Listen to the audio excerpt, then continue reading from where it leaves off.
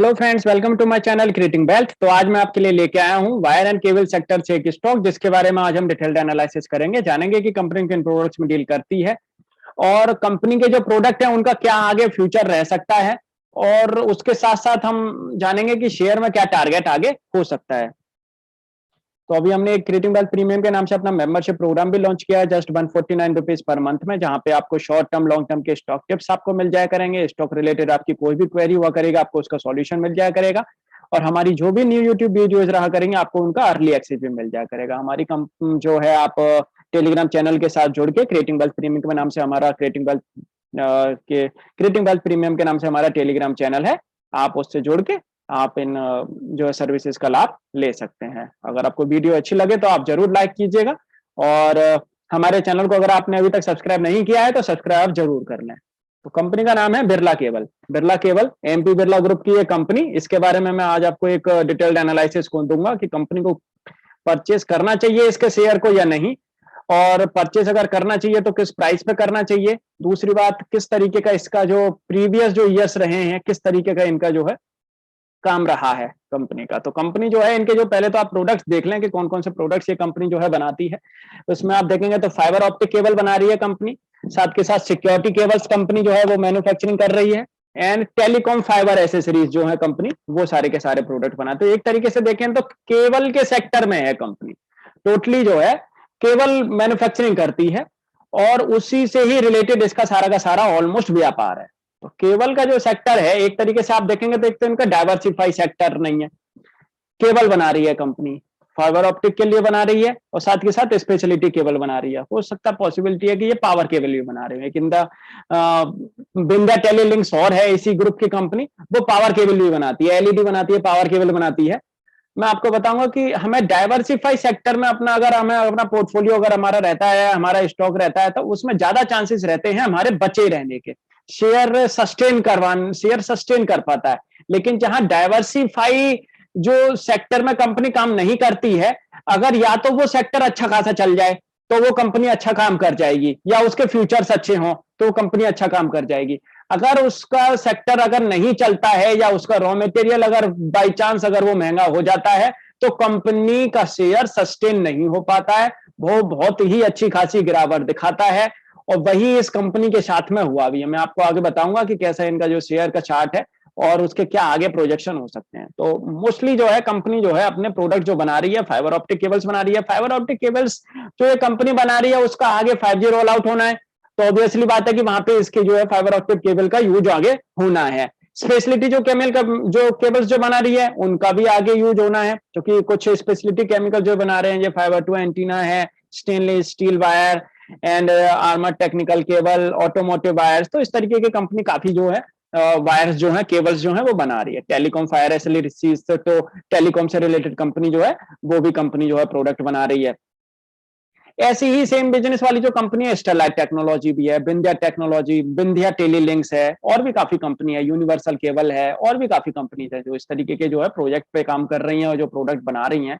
और एक बार आप इनका जो है बोर्ड ऑफ डायरेक्टर्स आप देखें, कंपनी के जो बोर्ड ऑफ डायरेक्टर्स जो हैं, ये आप देखेंगे तो श्री हर्ष बी लोढ़ा चेयरमैन है इसके, एंड डीआर बंसल जो है एक डायरेक्टर्स। अगर आप देखेंगे बोर्ड ऑफ डायरेक्टर जो है एक कंपनी के, एक अच्छा खासा बोर्ड ऑफ डायरेक्टर्स कंपनी के पास में मौजूद हैं। एंड साथ के साथ अगर आप देखेंगे कंपनी का जो एक्सपोर्ट है, तो आप कंपनी का जो एक्सपोर्ट का अगर एरिया अगर आप देखें, तो काफी एक अच्छे खासे एरिया में कंपनी अपने जो है प्रोडक्ट का एक्सपोर्ट भी करती है, अपने प्रोडक्ट्स को एक्सपोर्ट भी करती है। एंड साथ के साथ मैं आपके सामने रखूं तो कंपनी जो है इन 3 कैटेगरी के जो है प्रोडक्ट्स कंपनी जो है मैन्युफैक्चर कर रही है: telecom fibre accessories, facility cables and fibre optic cables. तो चलते हैं शेयर के चार्ट पे, क्योंकि इनका अभी कोई प्रोजेक्शन तो अभी आगे का इन्होंने दिया नहीं है, और ना ही इन्होंने अभी कोई प्रेजेंटेशन दी है कि किस तरीके का कंपनी जो है आगे प्रोजेक्ट रख रही है अपना आने वाले टाइम के लिए, और क्या आगे फ्यूचर में ये कंपनी जो है प्लानिंग कर रही है। ऐसा फिलहाल अभी इन्होंने ना प्रेस रिलीज में अपना बताया है, और ना ही अभी इन्होंने कोई अपनी इन्वेस्टर प्रेजेंटेशन दी है। हम फोकस करते हैं अपने चार्ट पे। इनके चार्ट से देखेंगे कि शेयर में क्या आगे दमदारी है या नहीं है, और साथ के साथ मैं आपको थोड़े फंडामेंटल्स और मैं आपके सामने बता दूं इसके जो फंडामेंटल्स हैं कंपनी के। तो आप देखेंगे फंडामेंटल्स में इसकी बुक वैल्यू कोई कुछ खास नहीं है, कुछ है ही नहीं, जीरो बुक वैल्यू है। दूसरी बात है मार्केट कैप देखो, 322 करोड़ के मार्केट कैप की कंपनी को आप सोच रहे हो कि ये कंपनी जो है कि एक अच्छा खासा आपको परफॉर्मेंस देगी, तो ये कंपनी परफॉर्मेंस देगी तो पहले आप इसे परफॉर्म करने तो दें, तब तो ये आगे जाके कहीं परफॉर्मेंस देगी। ये जो ऐसे जो मार्केट कैप वाली जो कंपनीज होती हैं, जो सर्किट टू सर्किट वाली कंपनीज होती हैं, या तो ऊपर के सर्किट आपको लगा के दिखाएंगे या ये नीचे वाले सर्किट आपको लगा के दिखाएंगे। तो इन शेयर्स पे जो है इतना ज्यादा भरोसा नहीं किया जा सकता। मार्केट कैप भी आप देखें, मार्केट कैप कोई खास मार्केट कैप नहीं है कंपनी का, लेकिन आगे ग्रो करती है, आगे इसमें अगर ग्रोथ आती है तो फिर शेयर को लिया जा सकता है। लेकिन अभी मैं आपके सामने रखूं, इनके जो प्रीवियस 5 ईयर्स के जो फंडामेंटल्स जो रहे हैं, आप उन पे नजर डालें। मैं आपके सामने ईयर क्वार्टरली, इनके जो ईयरली आपके सामने मैं रिजल्ट रखता हूं, तो आप ईयरली रिजल्ट देखें। किसी कंपनी को सस्टेन करने के लिए उसका सस्टेनेबल रिजल्ट बहुत जरूरी है, ना कि इतना ब्रॉड उसमें एक बीच में गैप आना चाहिए कि 3 करोड़ उन्होंने 2017 में कमाया, फिर 16 करोड़ हो गया 2018 में, और 16 करोड़ के बाद में सीधे 2019 करोड़ हो गया, 47 करोड़ हो गया 2019 में। अब 47 करोड़ का नेट प्रॉफिट कमाने के बाद में 2020 में कंपनी का जो नेट प्रॉफिट आया आप खुद देख लो, 1 करोड़ का प्रॉफिट आया। ये शेयर कहां तक टिका रहेगा ऊपर, कितना टिका रहेगा आप इसको, क्या क्या इसकी परफॉर्मेंस हो गई अब। और फिर 47 करोड़ के बाद में 1 करोड़, और 1 करोड़ के बाद में आप 2021 में देखोगे तो अभी 8 करोड़ है। अब ये फिर से ऊपर चलने लगा है, तो शेयर फिर से ऊपर चलने लगा है। तो ये क्या है, सस्टेनेबल बिजनेस नहीं दे पा रहे। Sustainable business in the sense, अगर आपका 3 करोड़ आया है तो 9 करोड़ आता है वो बेटर है आपका, फिर उसके बाद 12 करोड़ आए, 15 करोड़ आए वो बेटर है। धीरे धीरे धीरे धीरे एक स्टेप आउट, आप स्टेप अप अगर ऊपर जाते हैं, वो थोड़ा परफॉर्मेंस उसकी अच्छी आती है। वो शेयर एक सस्टेनेबल ग्रोथ दिखाता है। यहाँ पे क्या है कि आपके अगर ग्रोथ है तो बहुत अच्छी खासी ग्रोथ है, अगर ग्रोथ नहीं है तो आप बिल्कुल डाउन टू अर्थ आ गए। तो ये डाउन टू अर्थ वाला जो बन जाता है ये ग्राफ, यही शेयर्स जो हैं, यही शेयर सबसे ज्यादा नुकसान देते हैं। प्रॉफिट तो इसमें कमाना बहुत दूर की बात रहती है, प्रॉफिट तो नीचे से कोई नीचे से इनको पकड़ ही नहीं पाता है। और जब सर्किट टू सर्किट लगते हैं तो प्रॉफिट लेने वाले जो हैं वो 10-20% का प्रॉफिट लेके वो भाग लेते हैं, और जो सबसे ज्यादा जो लॉस करते हैं वो ऐसे शेयरों में करते हैं, क्योंकि उनको पता ही नहीं होता कि आने वाले टाइम में ये लॉस में जाएगी या प्रॉफिट में जाएगी। अब ये एक बार में तो लॉस हो नहीं गया, 1 करोड़ का जो लॉस आया है वो एक बार में तो आ नहीं गया, तो क्वार्टर ऑन क्वार्टर आया होगा, लेकिन लोग टिके रहते हैं, अरे नहीं यार कभी तो ऊपर जाएगा, कभी तो ऊपर जाएगा, अभी इस क्वार्टर में लॉस है, अगले क्वार्टर में अच्छा आएगा। लेकिन आप देख सकते हैं यहाँ पे पोजीशन क्या है, कंपनी एक्सपोर्ट भी कर रही है, डोमेस्टिकली भी सही है, सब कुछ ठीक का सब कुछ सही कर रही है, लेकिन डाइवर्सिफाई बिजनेस ना होने की वजह से आप देखेंगे कि कंपनी का जो है इस समय पे क्या हाल हुआ है, और कंपनी फिर से अब ऊपर बढ़ने लगी। इनके प्रोजेक्ट जो हैं, इनके जो प्रोडक्ट हैं वो फिर से बढ़ने लगे हैं ऊपर। उसके 2 रीजन हो सकते हैं, मैं आपके सामने रखूं। एक तो ये है कि इस समय पे गधा और घोड़े दोनों चल रहे हैं, और कुछ के बिजनेस में जो है एक रिवर्सल देखने को मिल रहा है, ट्रेंड रिवर्सल हो रहा है, अच्छे खासे रिवर्सल, अच्छे खासे उनके जो है आगे जो है प्रोडक्ट की वैल्यू निकल के आ रही है और प्रोडक्ट की आगे डिमांड बढ़ रही है। तीसरी बात ये है, जिस तरीके से हमारे यहाँ जो 5G रोल आउट होने वाला है, इंडिया के अंदर जो 5G रोल आउट होगा, तो फाइबर ऑप्टिक केबल की जरूरत पड़ेगी। लेकिन और भी लीडर्स हैं जो इस काम में लगे हुए हैं, और भी कंपनी है जो इसको मैन्युफैक्चर जो कर रही हैं। आप पॉलीकैब को ले लें, आप स्टरलाइट को ले लें, आप विद्या टेलीलिंक्स को ले लें, आप और यूनिवर्सल केबल को ले लें, आप HFCL को ले लें, ऐसे और भी हैं काफी जो कंपनी है जो फाइबर ऑप्टिक केबल जो है मैन्युफैक्चरिंग कर रही है। कॉम्पिटिशन बहुत है, ऐसी बात नहीं है कि कंपनी यही कर रही है केवल फाइबर ऑप्टिक केबल, कंपटीशन बहुत है। अगर ये अपने प्रोडक्ट को, अपने प्रोडक्ट पोर्टफोलियो को अगर डाइवर्सिफाई कर लेते हैं, एफएमईजी प्रोडक्ट भी अगर ये बनाने लगे हैं, कुछ केबल्स में अगर ये पावर केबल भी बनाने लगे हैं, कुछ एलईडी प्रोडक्ट जो हैं वो बनाने लगे हैं, या कुछ और भी न्यू प्रोडक्ट्स बनाने लगे हैं जो इनसे रिलेटेड हैं या इनकी कंपनी से रिलेटेड हैं या इलेक्ट्रिकल से रिलेटेड हैं, तो उससे रिलेटेड अगर ये प्रोडक्ट अगर आगे बनाते हुए देखते हैं तो एक सस्टेनेबल फ्यूचर रह सकता है कि अगर केबल वाला नहीं चला, एफएमईजी चला, एफएमईजी नहीं चला, केबल वाला चला, तो बहुत सस्टेनेबिलिटी दिखती है। यहां आप देखेंगे तो यहां पे सस्टेनेबिलिटी का नाम ही नहीं है। 47 करोड़ के बाद में 1 करोड़, क्या मतलब है इसका, कहां सस्टेन किया कंपनी ने, और ना सस्टेन कर पाने की वजह से आप देखेंगे 2000, आप देख सकते हैं ये शेयर का ये चार्ट, आप देखें यहां पे इसने ये जो हाई लगाया है 2018 में, ये इसने जो हाई लगाया है ये वाला नवंबर 2018 में, उसके बाद में आप देखेंगे शेयर कहां गया है नीचे, शेयर बिल्कुल कितना डाउन गया है, आप खुद देख सकते हैं। वहां से ही शेयर कितना टूटा है, ये देख सकते हैं आप, शेयर में क्या दमदारी से इसने नीचे टूटा है ये शेयर। तो ये है सबसे बड़ी प्रॉब्लम इन शेयर्स में देखने को, यही मिलती है।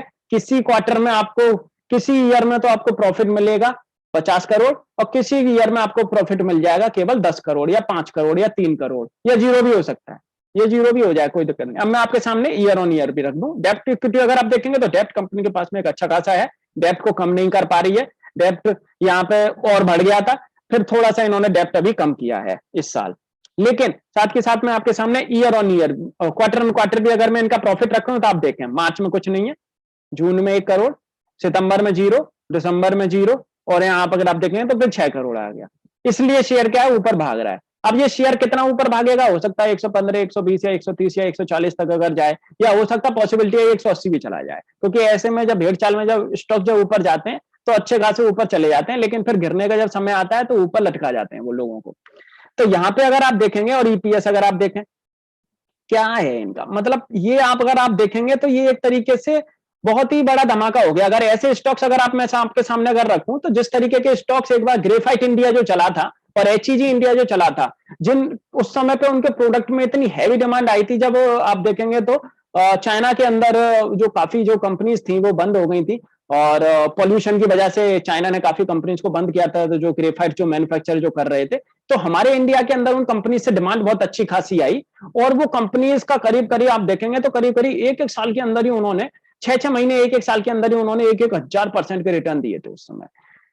प्रोडक्ट में कोई ऐसी ज्यादा, और उससे पहले का अगर आप रिटर्न देखेंगे उनके, तो उनके बैलेंस शीट बिल्कुल बेकार, कुछ खास नहीं उनमें, और उसके बाद देखो आप उन्होंने कितना अच्छा परफॉर्मेंस दिखाया, और परफॉर्मेंस दिखाया फिर से वो बिल्कुल ड्रॉप डाउन फिर से हो गए, टिके नहीं, वो सस्टेनेबिलिटी नहीं आई। जहां सस्टेनेबिलिटी नहीं है वहां पैसा आपका हमेशा फंसेगा, वहां आप उससे थोड़ा दूर रहें तो बेटर है। और भी काफी शेयर्स मौजूद हैं हमारे जो है एनएसई बीएसई में, उन पे आप थोड़ा दाम लगाएं, दिमाग लगाएं, वो बढ़िया रहेगा, बजाय आप ऐसे शेयर्स में फंसने के।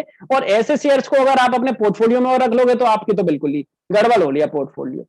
100 रुपए का शेयर खरीदा, 50 रुपए पे चल रहा है, फिर कह रहे हो कि कब ऊपर जाएगा, वो आपको पता है फिर कैसे जाएगा। तो मैं आपके सामने मैंने इसलिए रखा है कि पहले जरूर आप ये भी देखें कि पहले के जो प्रीवियस ईयर्स में इसने किस तरीके का प्रोजेक्शन है, किस तरीके का इन्होंने जो है पहले रिपोर्ट किया है, प्रॉफिट में है, कंपनी लॉस में है, किस तरीके का इन्होंने जनरेट कर रही है, सस्टेनेबिलिटी स्टेप बाय चल रही है या लिफ्ट की तरह ऊपर से नीचे, नीचे से ऊपर जा रही है, ये बहुत जरूरी है देखना। ऐसे शेयर्स में आप पोर्टफोलियो अपना अगर बनाएंगे तो या तो आप बहुत ही ज्यादा अच्छा खासा आपका अगर माइंड है तो आप प्रॉफिट कर सकते हैं, अदरवाइज लॉस तो आपका बिल्कुल निश्चित है। एंड साथ के साथ आप देखेंगे इसीलिए यहां पे आप अगर देखेंगे तो कहीं भी आपको कोई डीआईआई की या एफआईआई की होल्डिंग अगर आपको दिख रही हो तो आप हमें बताएं। यहाँ पे ओनली जस्ट जो है पब्लिक ने अच्छी खासी परचेसिंग कर रखी है, तो पब्लिक को चाहिए फ्री का माल, पब्लिक को चाहिए सस्ता माल, पब्लिक को 100 रुपए के नीचे वाले पेनी स्टॉक्स, 10 रुपए का दे दो, 5 रुपए का बताओ, 10 रुपए का बताओ, 15 रुपए का बताओ, 20 रुपए का बताओ, जैसे कि वो न जाने वहां से 15 रुपए का स्टॉक 15,000 का हो जाएगा। तो हर कोई चाहता है पेनी स्टॉक, हर कोई चाहता है कि मल्टी बैगर स्टॉक, हर कोई चाहता है 10 रुपए का स्टॉक खरीदो और वो जाए सीधे 20,000 रुपए, 10 रुपए का स्टॉक 20,000 रुपए, 10 रुपए का स्टॉक 10,000 रुपए। ऐसा कुछ नहीं होता है, यहाँ कोई जुआ नहीं हो रहा, यहाँ कंपनी चलती है फंडामेंटल पे, और फंडामेंटल से पहले लेकिन जो टेक्निकल है वो अपना पहले पहले वो चार्ट दिखा देते हैं। और ये जो चार्ट मैं आपके सामने जो रख रहा हूं, और यहाँ पे अगर आप देखेंगे तो 2019 के अंदर, 2019 के बाद में ये नेट प्रॉफिट अगर आप देखेंगे तो 2020 में ये नीचे गया है, 2019 में अच्छा खासा प्रॉफिट आने के बाद में। लेकिन आप टेक्निकली अगर आप देखेंगे तो शेयर 2000 नवंबर 2018 के बाद से गिरना स्टार्ट कर दिया उसने, देख सकते हैं आप, और 2018 से गिरना स्टार्ट किया इसने, और 2019 आप देखेंगे तो अगस्त 2019 तक उसने सारे के सारे दर्शन करा दिए नीचे के। और उसके बाद में अगर आप देखेंगे तो यहाँ पे जो है 2019 में उसका प्रॉफिट अच्छा आया, लेकिन 2020 में फिर गड़बड़। तो शेयर पहले ही पता, टेक्निकल पहले ही बता देता है कि शेयर की औकात क्या है, वो पहले ही उसको गुणा भाग लगा के उसका पहले ही पता है। वो या तो थोड़ा एक्सेस हो जाएगा, तो एक्सेस हो जाता है वो तो कंसोलिडेशन हो जाता है, हमेशा एक्सेस होता है, तो एक्सेस में कंसोलिडेशन फिर वो चलता ही चलता है। तो आप देख सकते हैं यहाँ पे, और यहाँ पे प्लेजिंग भी चल रही है, तो प्रोमोटर्स ने अपना अच्छा खासा एक जो है परसेंटेज प्लेज भी कर रखी है, डेप्ट भी काफी अच्छा खासा है इनके पास में, और 322 करोड़ का इनका मार्केट कैप है। और शेयर ने आज ही अपना जो है अपर सर्किट लगाया है, लोग पागल हो जाएंगे अब इस पर अपर सर्किट लग गया तो। पॉलीकैप देखो आप, स्टर्नलाइट टेक्नोलॉजी देखो आप, फिनोलेक्स केबल्स देखो, केईआई देखो आप, उनकी आरओई देखो आप, और इसकी आरओई देख लो आप। तो स्मॉल कैप कंपनी में कभी भी अगर आपको पैसा अगर लगाना है, इस तरीके की अगर कंपनी में कभी भी आपको अगर पैसा लगाना है, तो पहले फंडामेंटल उसके आप जरूर चेक कर लें कि कंपनी किस तरीके के प्रोडक्ट बना रही है और उनकी जो प्रॉफिटेबिलिटी है ईयर ऑन ईयर, ना कि quarter on quarter, year on year sustainability है या नहीं है।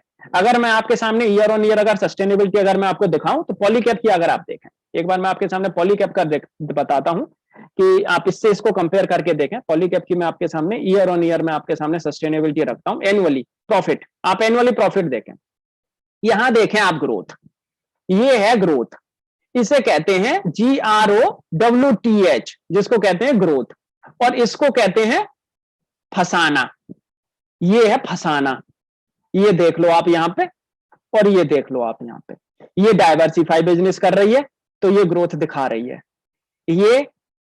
ये दिखा रही है, आप देख सकते हो। इसीलिए शेयर का जो चार्ट है, मैं आपके सामने शेयर का चार्ट भी रख दूं, शेयर बहुत दमदारी से ऊपर गया भी, और दमदारी से ऊपर जाने के बाद में फिर दमदारी से नीचे आया भी है। बहुत इसमें ऊपर टंगे हुए होंगे, बहुत फंसे हुए होंगे, और वो अब निकलने की कोशिश करेंगे, इसमें से प्रॉफिट भी नहीं ले पाएंगे, वो अपने स्टॉप अपने वाले जो प्राइस पे आएगा ना तभी इसको काटने की कोशिश करेंगे। तो हमेशा याद रखो, डाइवर्सिफाई बिजनेस वाली कंपनी हमेशा परचेस करो, वो आपको हमेशा फायदा देगी।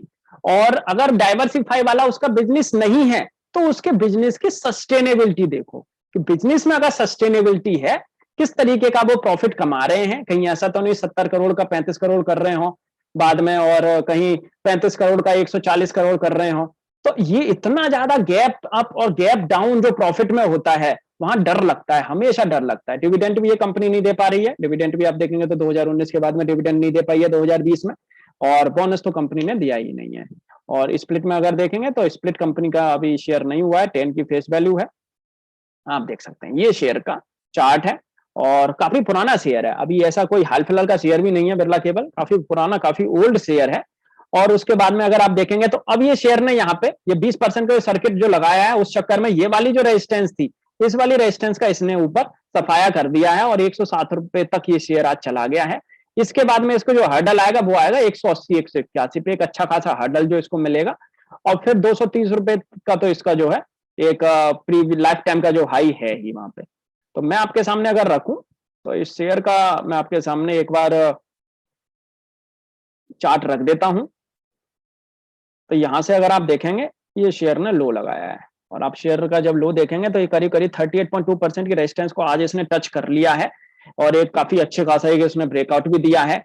और उसके बाद में जब तक ये शेयर 150 रुपए के ऊपर नहीं जाता, जब तक तो मेरे हिसाब से इसको लॉन्ग टर्म के हिसाब से तो अपने प्रॉफिट पोर्टफोलियो में नहीं रखना चाहिए।